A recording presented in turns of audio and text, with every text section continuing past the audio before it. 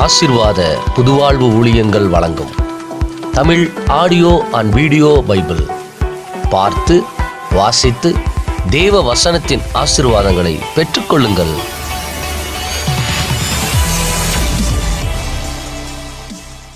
மத்தேயு எழுதின சுவிசேஷம் 20ஆம் அதிகாரம்.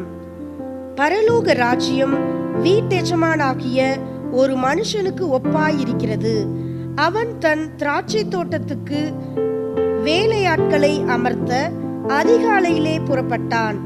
வேலையாட்களுடன் நாளொன்றுக்கு 1 பணம் கூலி பேசி அவர்களை தன் திராட்சை தோட்டத்துக்கு அனுப்பினான்.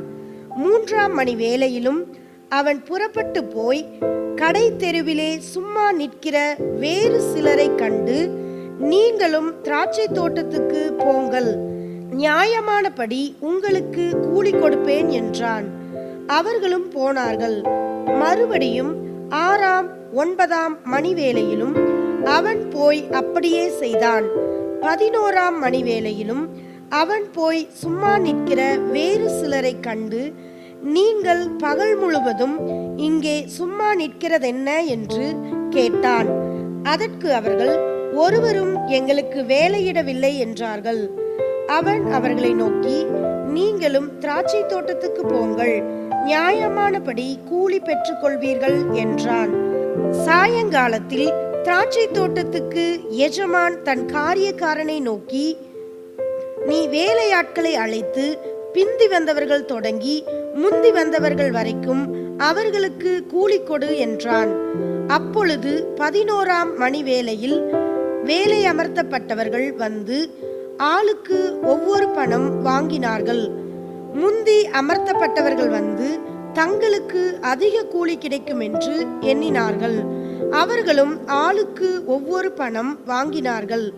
வாங்கிக் கொண்டு வீட்டெஜமானை நோக்கி, பிந்தி வந்தவர்களாகிய இவர்கள் 1 மணி நேரம் மாத்திரம் வேலை செய்தார்கள். பகலின் கஷ்டத்தையும் வெயிலின் உஷ்ணத்தையும் சகித்த எங்களுக்கு இவர்களை சமமாக்கினீரே என்று முறுமுறுத்தார்கள். அவர்களில் ஒருவனுக்கு அவன் பிரதியுத்தரமாக, சிநேகிதனே, நான் உனக்கு அநியாயம் செய்யவில்லை. நீ என்னிடத்தில் ஒரு பணத்துக்கு சம்மதிக்கவில்லையா? உன்னுடையதை நீ வாங்கிக் கொண்டு போ.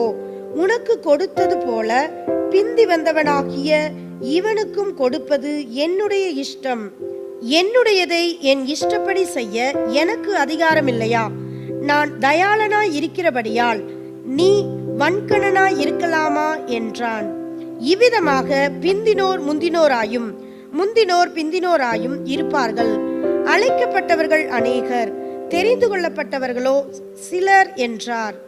இயேசு எருசலேமுக்கு போகும்போது வழியிலே 12 சீஷரையும் தனியே அழைத்து, இதோ எருசலேமுக்கு போகிறோம். மனுஷகுமாரன் பிரதான ஆசாரியரிடத்திலும் வேத பாரகரிடத்திலும் ஒப்பு கொடுக்கப்படுவார். அவர்கள் அவரை மரண ஆக்கினைக்குள்ளாக தீர்த்து அவரை பரியாசம் பண்ணவும், வாரினால் அடிக்கவும், சிலுவையில் அறையவும் புறஜாதியரிடத்தில் ஒப்பு கொடுப்பார்கள். ஆகிலும் 3ஆம் நாளிலே அவர் உயிரோடே எழுந்திருப்பார் என்றார். அப்பொழுது செபதேயுவின் குமாரருடைய தாய் தன் குமாரரோடு கூட அவரிடத்தில் வந்து அவரை பணிந்து கொண்டு, உம்மிடத்தில் ஒரு விண்ணப்பம் பண்ண வேண்டும் என்றாள்.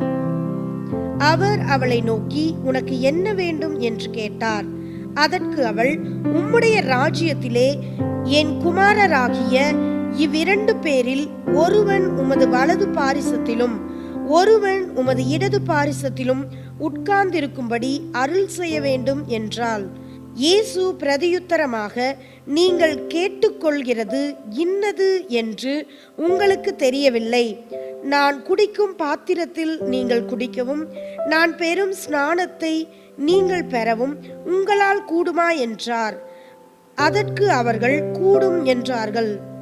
அவர் அவர்களை நோக்கி, என் பாத்திரத்தில் நீங்கள் குடிப்பீர்கள், நான் பெறும் ஸ்நானத்தையும் நீங்கள் பெறுவீர்கள். ஆனாலும் என் வலது பாரிசத்திலும் என் இடது பாரிசத்திலும் உட்கார்ந்திருக்கும்படி என் பிதாவினால் எவர்களுக்கு ஆயத்தம் பண்ணப்பட்டிருக்கிறதோ அவர்களுக்கே அல்லாமல் மற்ற ஒருவருக்கும் அதை அருளுவது என் காரியமல்ல என்றார். மற்ற 10 பேரும் அதை கேட்டு அந்த 2 சகோதரர் பேரிலும் எரிச்சலானார்கள். அப்பொழுது இயேசு அவர்களை கிட்ட வரச் செய்து, புறஜாதியாருடைய அதிகாரிகள் அவர்களை இருமாப்பாய் ஆளுகிறார்கள் என்றும், பெரியவர்கள் அவர்கள் மேல் கடினமாய் அதிகாரம் செலுத்துகிறார்கள் என்றும் நீங்கள் அறிந்திருக்கிறீர்கள். உங்களுக்குள்ளே அப்படி இருக்கலாகாது. உங்களில் எவனாகிலும் பெரியவனாய் இருக்க விரும்பினால் அவன் உங்களுக்கு பணிவிடைக்காரனாய் இருக்க கடவன். உங்களில் எவனாகிலும் முதன்மையானவனாய் இருக்க விரும்பினால் அவன் உங்களுக்கு ஊழியக்காரனாய் இருக்க கடவன்.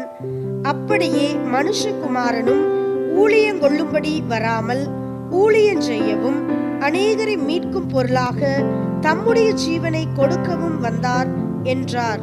அவர்கள் எரிகோவிலிருந்து புறப்பட்டு போகையில் திரளான ஜனங்கள் அவருக்கு பின் சென்றார்கள். அப்பொழுது வழியருகே உட்கார்ந்திருந்த 2 குருடர் இயேசு அவ்வழியே வருகிறார் என்று கேள்விப்பட்டு, ஆண்டவரே, தாவீதின் குமாரனே, எங்களுக்கு இரங்கும் என்று கூப்பிட்டார்கள். அவர்கள் பேசாதிருக்கும்படி ஜனங்கள் அவர்களை அதட்டினார்கள்.